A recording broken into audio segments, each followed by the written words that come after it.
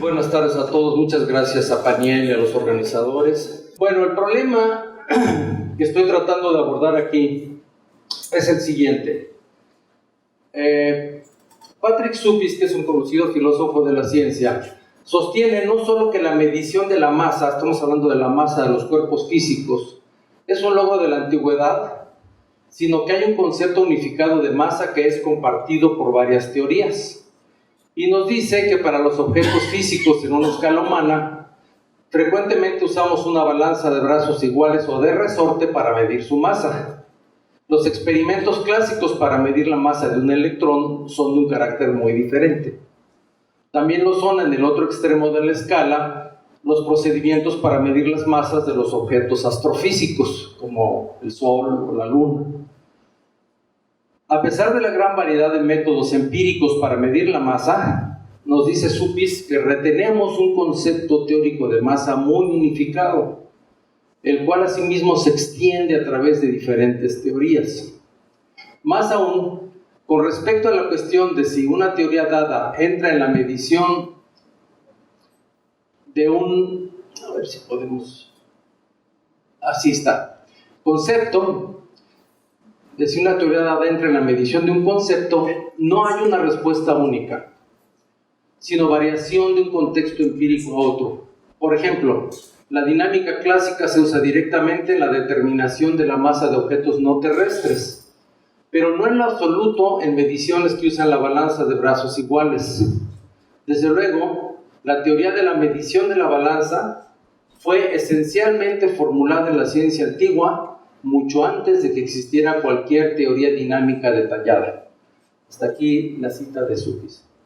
Por otro lado, la concepción estructuralista de las teorías científicas asociadas a Sneer, Balzer, Moulines, Steckmüller, Wolfgang Steckmüller, siempre han sostenido que la masa es efectivamente un concepto teórico relativo a la mecánica clásica de partículas, ¿sí?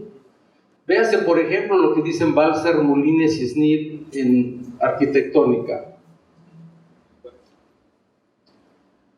Tenemos el método clásico de medir la masa por medio de una balanza de brazos iguales.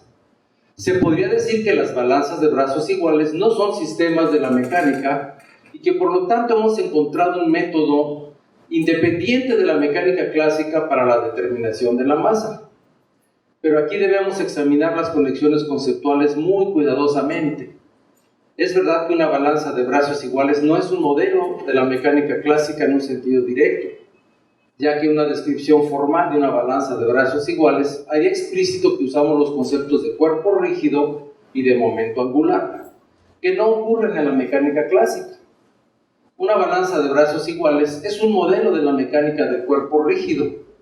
Por otro lado, podemos mostrar que la mecánica del cuerpo rígido puede ser reducida a la mecánica clásica en un sentido estricto y preciso. Pero si una teoría T puede reducirse a una teoría T', eso significa que T presupone semánticamente a T', aun cuando la relación de presuposición pueda no ser vista inmediatamente. Si se acepta esta interpretación semántica de la reducción y si suponemos que la relación de presuposición es transitiva, entonces podemos concluir en el caso presente que el uso de una balanza de brazos iguales para la determinación de la masa presupone la mecánica clásica de partículas por la vía de la mecánica del cuerpo rígido y la reducción. Desde luego, la tesis de los estructuralistas no es dogmática, ya que plantea la teoricidad del término masa como una mera hipótesis. Lo que llama la atención es lo encontrado de las aserciones. El uso de una balanza de brazos iguales para la determinación de la masa presupone la mecánica y el uso de una balanza de brazos iguales para la determinación de la masa no presupone la mecánica. De hecho, ninguna teoría dinámica. Creo que este conflicto es sintomático de cierta divergencia entre las concepciones de Suppis y la estructuralista, la cual nunca ha sido realmente sacada a la luz. Lo que me propongo aquí es aportar elementos que permitan eventualmente entender la raíz de esa divergencia.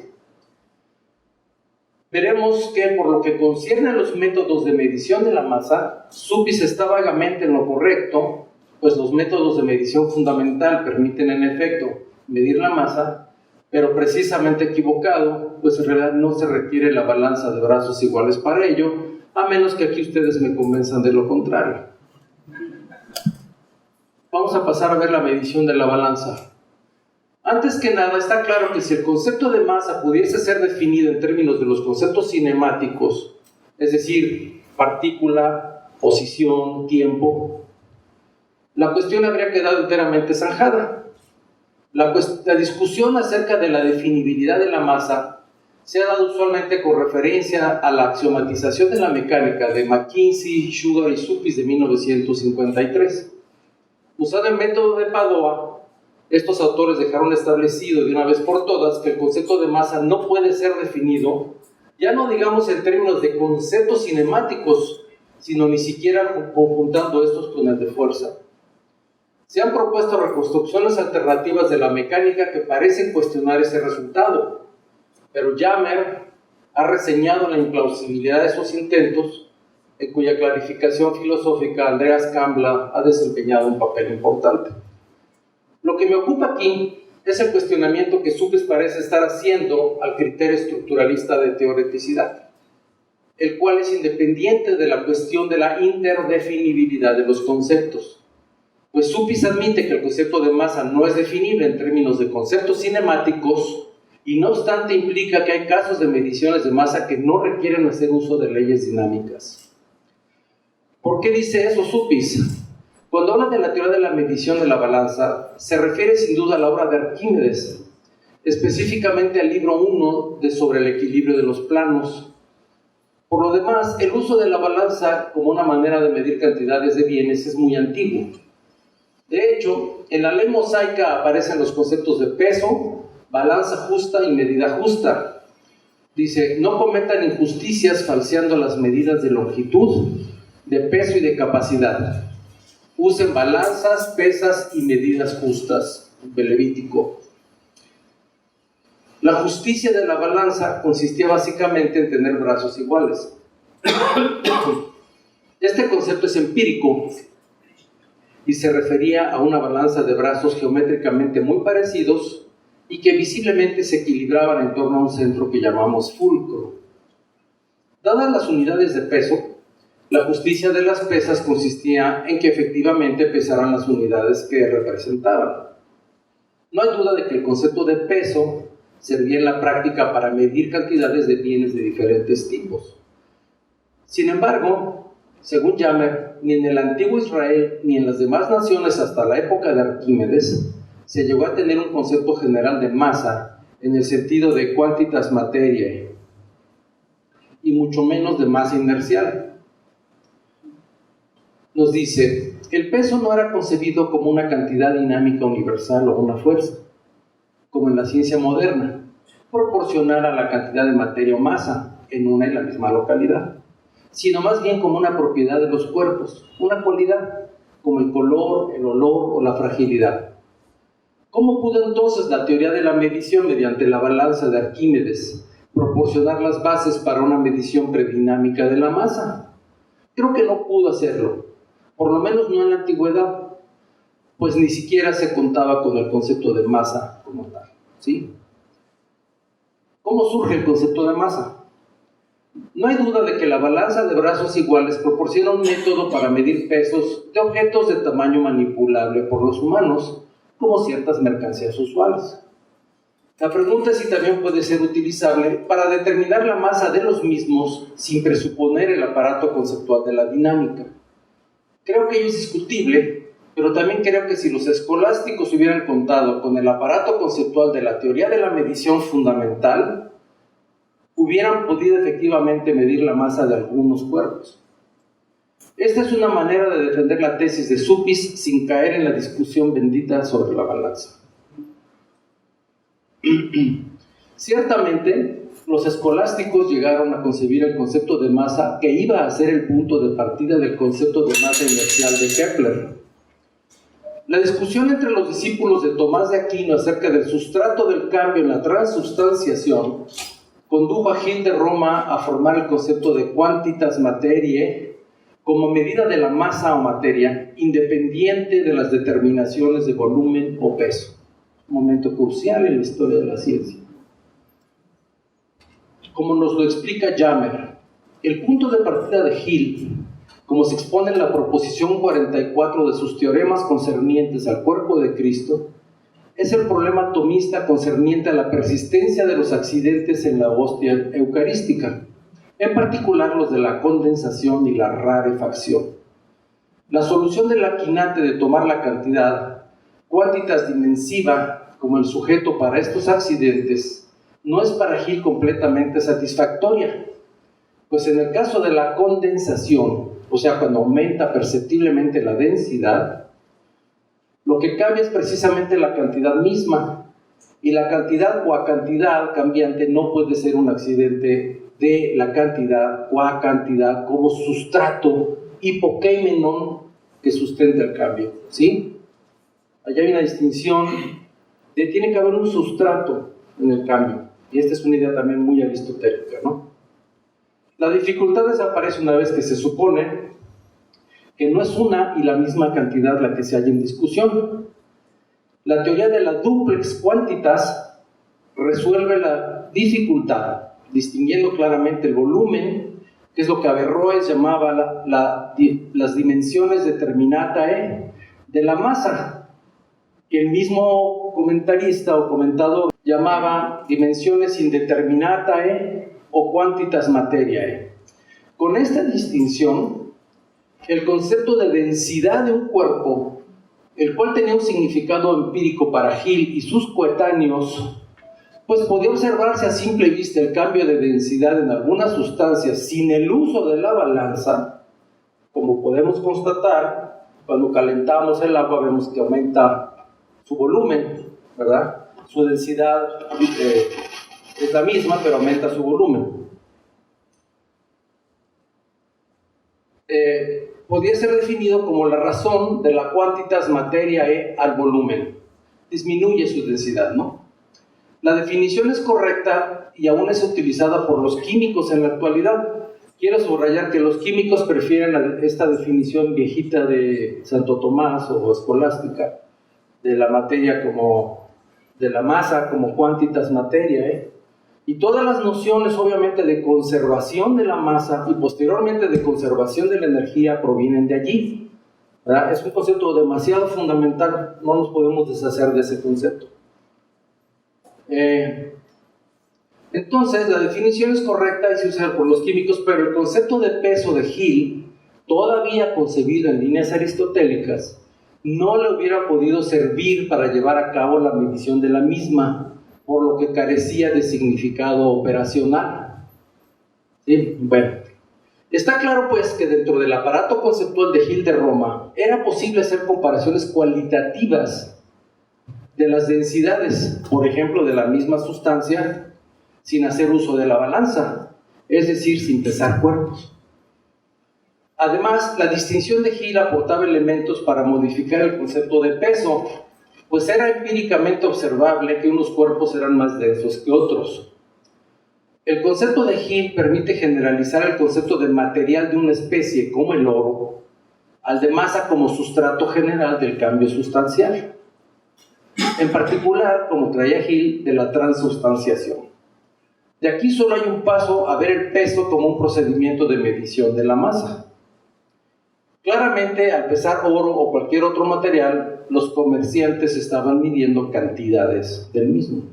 Cantidades de oro, concretamente, no de masa. Ya apenas ahora está apareciendo la posibilidad de tener esta abstracción y de poder comparar masas de oro con plata, de oro con agua, etc. Aunque de alguna manera Arquímedes no es, con aquella famosa historia de la corona del rey, ¿no?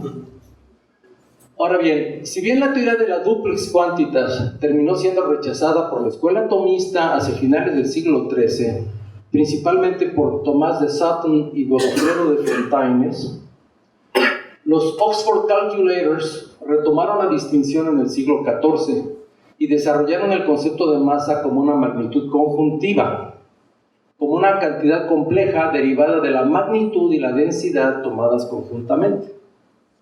Lo que me propongo mostrar enseguida es que si los calculadores de Oxford hubieran leído Foundations of Measurement, hubieran podido producir una medición fundamental de la masa a partir de comparaciones cualitativas entre volúmenes y densidades sin hacer uso de la balanza. No podemos regresar en la historia, pero sí podemos mostrar que hay al menos un caso de medición de la masa que no presupone las leyes dinámicas. Creo, a ver, ustedes dirán, Foundations of Measurement es una obra monumental en 3 volúmenes por varios autores, incluyendo Suppies, Krantz, Luce, Tversky, en donde se tratan las diferentes estructuras empíricas o más o menos, ¿no?, idealizadas, que permiten demostrar la existencia de mediciones, ¿no?, de representaciones numéricas de cantidades o de propiedades de las cosas. Pasemos entonces a la medición fundamental de la masa. Ricardo Schweinshead introdujo 4 leyes en las que revelaba claramente su concepto de masa como una cantidad definida de materia. El calculador, porque ese era su apodo, las formulaba del siguiente modo. Aquí va, postulado 1. Si 2 cuerpos tienen la misma masa, entonces el que ocupa mayor volumen es menos denso. ¿Está bien? Son bien intuitivas, ¿eh? Si 2 cuerpos son iguales en volumen e igualmente densos, entonces tienen la misma masa. ¿Okay? Si 2 cuerpos son desiguales en volumen e iguales en densidad, entonces el que tiene mayor volumen tiene una masa mayor. Y si 2 cuerpos son iguales en volumen y desiguales en densidad, el que es menos denso tiene una masa menor. ¿Okay? Son axiomas empíricamente evidentes que ya introducen los calculadores de Oxford, Ricardo Schweinshead, en el siglo XIV. Nada nos impide denotar con este símbolo la comparación cualitativa, ojo, cualitativa, entre las masas de cuerpos dados. Así, imagínate que tenemos un conjunto de cuerpos con sus volúmenes y sus densidades. Consideremos estos como propiedades de los mismos cuerpos, pero pongámoslos en conjuntos de volúmenes y densidades. Entonces, esta expresión significa que un cuerpo con volumen A, este es el volumen y esta es la densidad, ¿sí?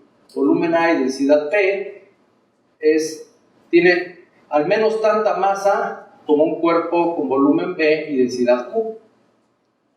Las relaciones de equivalencia y asimétrica se definen de la manera usual, ¿verdad? Como volumen y densidad son magnitudes independientes, ¿por qué? Pues porque no depende el volumen de la masa, sino que son conceptos lógicamente independientes. Es posible derivar sendas comparaciones entre volúmenes y masas a partir de la relación. Decimos que el volumen A es cualitativamente mayor o igual que el B y escribimos así si AP es mayor o igual que BP para toda densidad P. ¿Ok? Decimos, o sea que no importa cuál sea la densidad, se va a mantener el volumen, siempre y cuando sea la misma densidad. Análogamente decimos que la densidad P es cualitativamente mayor o igual que la densidad Q y escribimos así si tenemos que la masa AP es mayor o igual que AQ para todo volumen A, siendo el mismo volumen. Es decir, esta relación se mantiene si en vez del volumen A pones el volumen B, el volumen C o cualquier otro volumen. ¿De acuerdo? Eso quiere decir independencia. Y omito estos subescritos, uno de por aquí, ¿dónde estás? Aquí y este lo omito porque el contexto no permite confusión. Con esta notación, los postulados de Schweinshead pueden ser formulados como sigue. El primero, aquí está, misma masa y el primero tiene mayor volumen que el segundo, entonces la densidad del segundo es mayor que la del primero. Mismo volumen y misma masa, mismo volumen y misma densidad, entonces misma masa. ¿Sí? Volumen mayor, el primero tiene un volumen mayor que el segundo, pero tiene la misma densidad, entonces el primero tiene más masa que el segundo. Si tiene el mismo volumen y la densidad P es mayor que la Q, entonces la masa del primero es mayor que la masa del segundo. Son exactamente los mismos postulados ya en este lenguaje simbólico. De hecho, estos postulados se deducen de los axiomas que definen las estructuras de medición conjuntiva. ¿Qué es eso? Una estructura de medición conjuntiva Bueno, consta de dos conjuntos esta relación que cumple los siguientes axiomas. Bueno, esta es la forma de la estructura. Esta es la conectividad. Siempre se pueden comparar dos masas de cualesquiera dos cuerpos y siempre van a ser iguales o una va a ser mayor que la otra. ¿Sí? Son transitivas. Aquí está la transitividad. ¿Ok? Esta es la independencia de la independencia del volumen. Esta es la independencia de la masa, de la densidad que ya expliqué. Esta es una condición que ahorita voy a explicar. Este es un axioma de resolución. Siempre es posible, dado un cierto volumen A, una cierta densidad P y un cierto volumen B, siempre es posible encontrar una densidad P' que hace que tenga la misma masa los dos cuerpos. Ahorita voy a dar un argumento de por qué. El axioma 1, repito, dice que la relación es conectada en el conjunto. Es decir, que dos cuerpos cualesquiera siempre pueden ser comparados con respecto a su masa. El 2 nos dice que si un cuerpo es más masivo que uno segundo y este que un tercero, el primero tiene que ser más masivo que el tercero, ¿sí? Los axiomas 3 y 4 expresan que el volumen es independiente de la densidad y la densidad del volumen. ¿Ok? La explicación del axioma 4 es análoga. El axioma 5 es la ley de doble cancelación. Es una condición necesaria para la existencia de una representación por la siguiente razón. Supóngase que tal representación existe de manera que hay funciones φ1 y φ2 que satisfacen esta condición. Este es un número, ¿ok? Este número multiplicado por este número es mayor o igual, ahora sí numéricamente, que este número multiplicado por este número, si solo si la masa, esta masa es mayor o igual que esta masa. ¿Ok? En tal caso, la suposición, esta suposición, dado que las densidades y los volúmenes no son negativos, implica lo siguiente,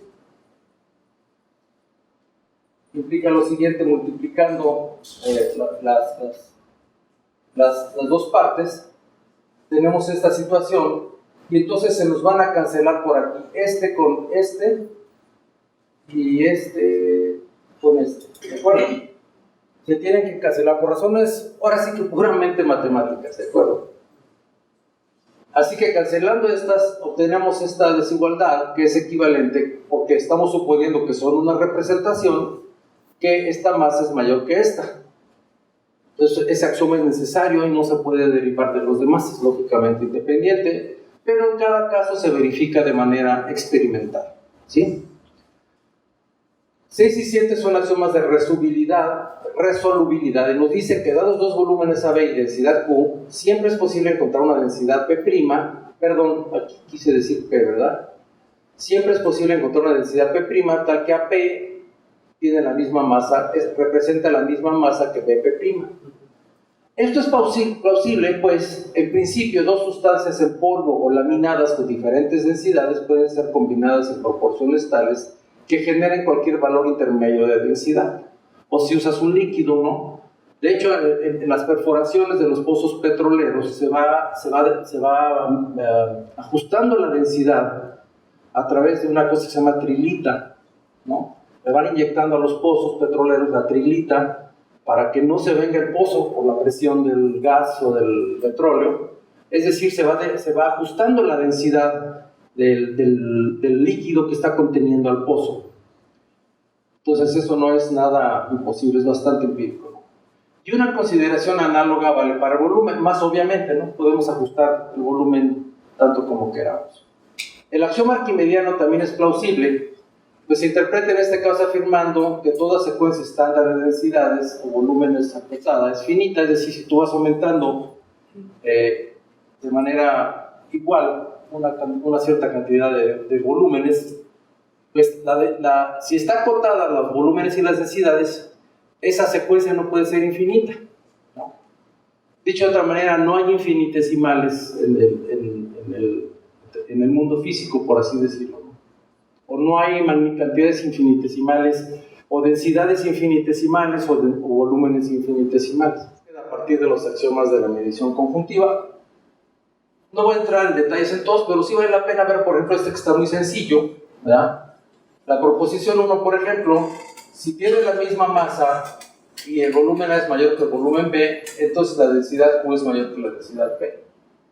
Entonces se hace la suposición, esta suposición, supones esto, supongo, por el contrario, que la densidad P es mayor o igual que la densidad Q, entonces por independencia de los componentes se tiene, le puedes poner aquí lo que quieras, AP, ¿verdad? AQ, tienes esto, perdón, aquí, AP, PP, y también puedes poner, y aquí puedes poner también PP, PQ, entonces por transitividad se deriva esto, contradiciendo la hipótesis. Bueno, y así los demás. Los 4 axiomas de Schwarzschild se derivan a partir de ahí, ¿sí? Bueno, ahí están las demostraciones, y el teorema central es el siguiente. Si tienes una estructura de medición conjuntiva, entonces existen funciones de valores reales que representan efectivamente las masas, ¿no? ¿Okay? AP, la masa AP es mayor o igual que la masa BQ, sí, solo sí. Este producto es mayor o igual que este producto. Entonces, Φ1 viene siendo la medida del volumen y Φ2 viene siendo la medida de la densidad. ¿De acuerdo? Y es única salvo este tipo de transformaciones. Si hay otras dos funciones con la misma propiedad, entonces hay números reales alfa, beta 1, beta 2 positivos, tales que la otra representación es una transformación de esta forma de la primera. ¿Okay? Y lo mismo para Φ2. Bueno, la demostración de eso no la doy aquí. Desde luego, el uso de las balanzas de brazos iguales permite hacer comparaciones entre pares de volúmenes y densidades, pero desde el siglo XIV era posible hacer comparaciones cualitativas entre densidades, incluso sin apelar a la balanza. Más aún, se atribuye a Hipatia de Alejandría, notable científica que vivió a fines del siglo IV y principios del V, la construcción del primer densímetro, mediante el cual es posible medir la densidad de un fluido sin necesidad de calcular antes ni el volumen ni la masa. Por cierto que el caso del asesinato de Hipatia es una vergüenza. Fue asesinada por cristianos fanáticos, ¿verdad?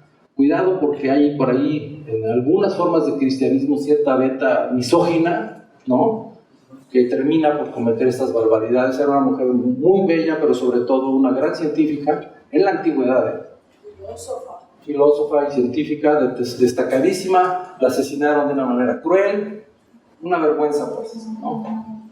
Está claro entonces que el concepto de densidad, así como el de volumen, es bastante antiguo y tenía significado operacional. Es fácil elegir como unidad un cierto volumen de una sustancia homogénea como el agua y obtener la medición predinámica de la masa. Como sigue: supóngase que la unidad de volumen es A y la densidad P, y entonces define beta 1 así, beta 2 así, y alfa igual a 1.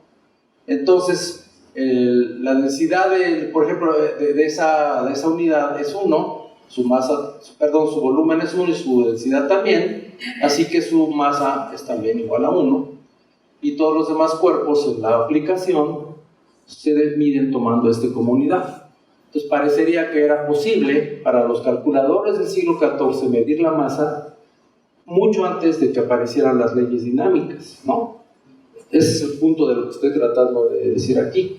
La conclusión es que parece que es posible una medición no dinámica de la masa mediante la metodología de la teoría de la medición fundamental, con base en conceptos y comparaciones que ya eran asequibles a los calculadores de Oxford del siglo XIV. Cuando Kepler introdujo su nuevo concepto de masa inercial, no estaba rechazando el concepto de masa recibido, ojo, porque siempre queremos presentar a los escolásticos como si fueran una bola de pendejos, ¿sí? Pero en realidad es el mismo concepto de los que ya tenemos escolásticos el que Kepler va a introducir, ¿ok? No estaba rechazando el concepto de masa recibido, sino encontrando una propiedad de la masa que ya era conocida hasta entonces, ¿no? Como ya se había entendido la masa hasta entonces. Kepler conecta la noción de quantitas materia de los escolásticos, o la terminología de Kepler, la copia materia, con su nuevo concepto de masa inercial. Desde luego es posible interpretar la expresión cantidad de materia confinada en un volumen dado como denotando densidad, en cuyo caso Kepler obviamente concibe su inercia como proporcional a la densidad de la materia, ¿sí? Pero entonces lo que se está descubriendo es que esa cosa que se llega a conocer como masa tiene propiedades inerciales. Se va a descubrir su relación con el movimiento planetario particularmente. Se debe a Newton la formulación final de las propiedades inerciales de la masa, pero el concepto de masa con el que comienzan los Principia es desde luego heredado de los calculadores de Oxford. El concepto de materia o masa como la cantidad de materia que surge de, así lo dice los Principia, bueno, en la traducción de Cajori, dice, arising from its density and bulk conjointly. Entonces todos los que leen los Principia ven eso y dicen, ah, chirrión, parece que quisiera definir la masa en términos de densidad y de volumen, ¿verdad? Y no, simplemente la noción escolástica que hereda, así era como concebía la masa. Y además de una manera operacional, ¿no? Fue en realidad, este concepto fue desarrollado en el siglo XIV por los calculadores de Oxford, quienes tuvieron considerable influencia en el desarrollo del pensamiento científico occidental. La definición newtoniana es desde luego correcta, que bueno, no es una definición, ¿no? Pero está diciéndonos que la concepción de, o en realidad sí lo es, ¿no? En realidad sí lo es si entendemos el concepto de masa como venía del siglo XIV, ¿verdad? Es una resultante, la masa es una especie de resultante de densidad y volumen, ¿no? Y el concepto más básico operacionalmente y empíricamente es densidad, no es masa. Curiosamente, la definición pues es correcta y no era operacionalmente vacua, según espero haber mostrado en este trabajo. Si esto es así, hemos exhibido un caso de medición de la masa que no requiere en efecto el uso de las leyes dinámicas. Sin embargo, como el concepto de masa no es definible en términos de los conceptos cinemáticos, tiempo y posición, parecería que el concepto de masa es dinámico, aunque es factible producir la medición de la masa de algunos cuerpos sin presuponer la validez de las leyes dinámicas. Esto plantea una dificultad a la tesis estructuralista de que lo que caracteriza los términos teóricos de una teoría T es que no es posible encontrar ninguna medición de los mismos sin presuponer las leyes de T. Muchas gracias. Bueno, es fascinante porque si uno piensa, si este es el caso para el concepto de masa, no sé si Foundations of Measurement o usted mismo tienen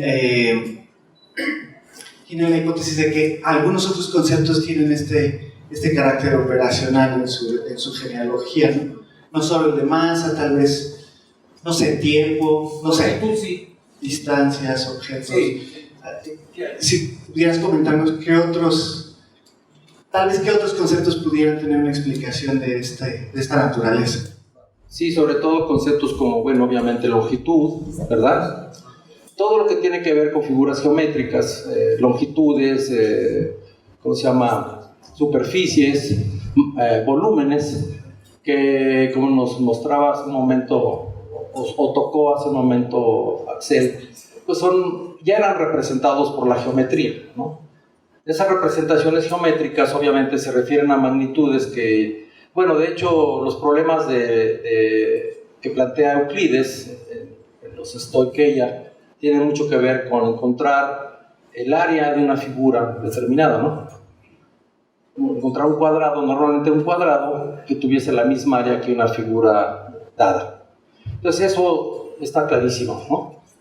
Entonces, por lo que concierne, digamos, a las magnitudes geométricas, eso está muy claro que así es, vienen de muy atrás. Y en Arquímedes encontramos incluso esfuerzos por medir figuras que no son tan regulares. Y logra algunos casos como las lúnulas, por ejemplo, logra medir figuras que no son rectangulares, ¿no? Entonces, Arquímedes realmente es extraordinario en lo que hace. El tiempo también, ciertamente la humanidad tiene desde tiempos ancestrales formas de medirlo. Y bueno, el conocimiento de los planetas, del movimiento planetario, es el que fue impulsando los diferentes tipos de mediciones. Pero se empezaba con varitas. Por ejemplo, la inclinación de la Tierra a lo largo del año pues era con una varita. Qué tan larga era la sombra que proyectaba el Sol en tal día. Entonces es increíblemente elemental, sencilla la forma en que los primeros astrónomos van determinando los movimientos de la Tierra o de los astros, ¿no?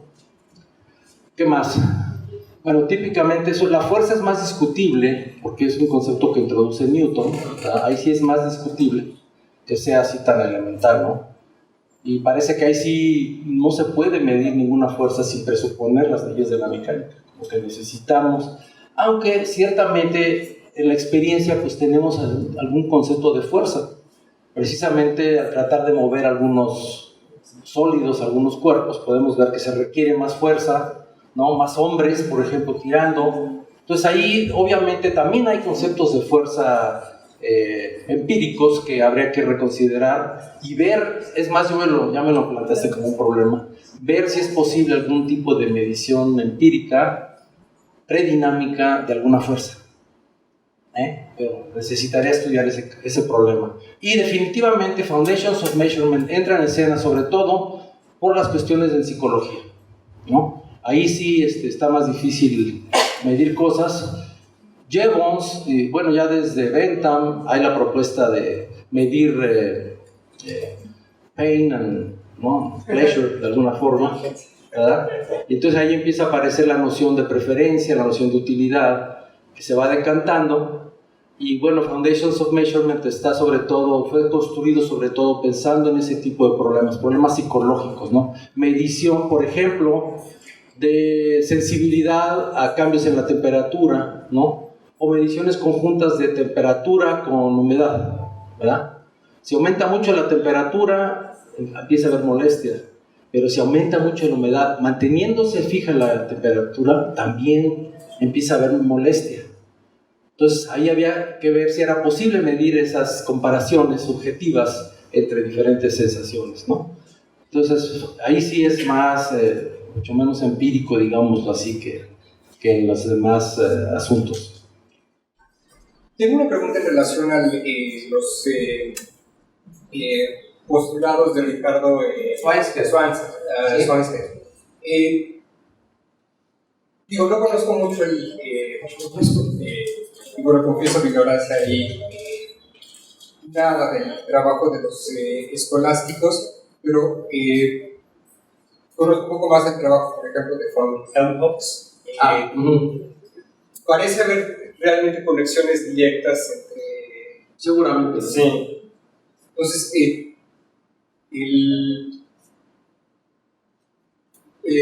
estos postulados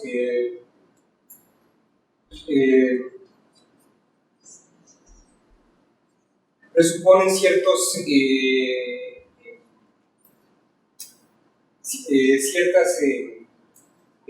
supuestos en relación a las cantidades, en el sentido de que si cierta cantidad... Volúmenes y densidades.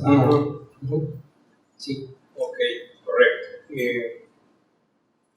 Y esto ya aparece claramente explícitamente, digo, ¿lo hace explícito Ricardo? Sí.